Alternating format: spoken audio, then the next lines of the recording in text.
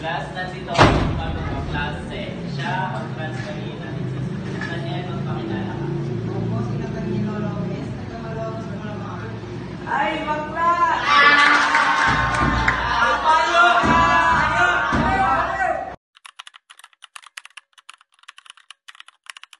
Okay, class, dismiss. Mag-recess na kayo. Ito!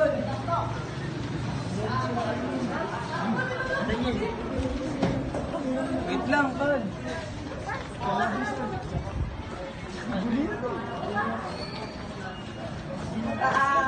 Baklang ulit ka. Ano ang problema mo?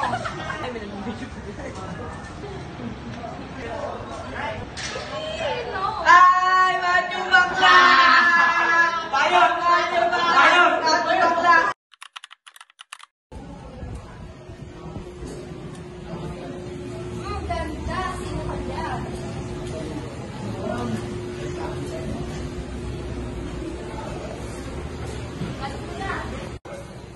Makeup ka pa, pangit mo. Bayad sa lipunan.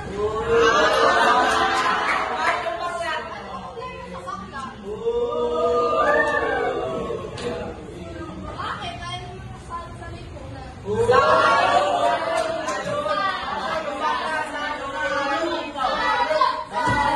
Dito ka nga, Egel.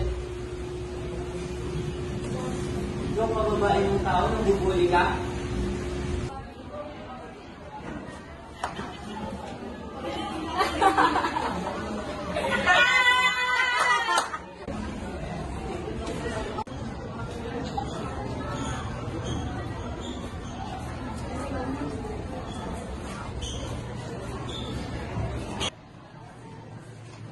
Ginagawa ng bakla.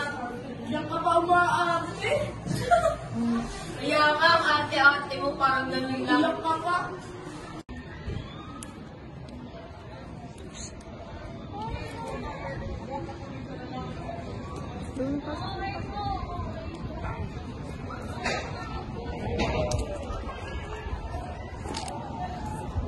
Laro-laro ka pa. Ang babae lang yan, boy. Naman. Tara na nga, doon na lang tayo.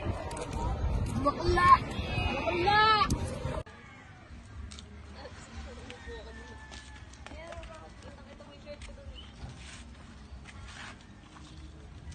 Hayaan mo na sila, ganun talaga sila eh. At bagal na sila sa akin.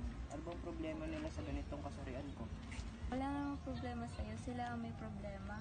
Ano naman kung ganyan ka, basta alam mo na sa puso mo na magandang ka. Sundin mo na lang yan, ha? Oo nga, tama siya. Dapat di ka nahiya sa pagpapakita kung sino ka talaga. Dapat wala kang pakialam sa mga sinasabi nila. Maraming salamat sa inyo Dahil sa inyo, lumalakas na ulit yung loob ko. O ano, tara na? Tara!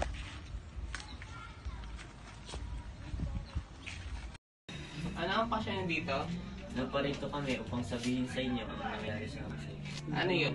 Si Robert at ang kanyang kaibigan ni binubuli sa Nathaniel dahil sa kanyang kasarian.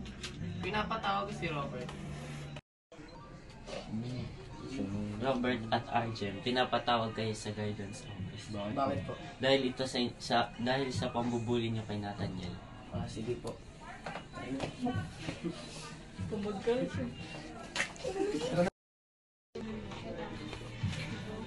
Nandito na po.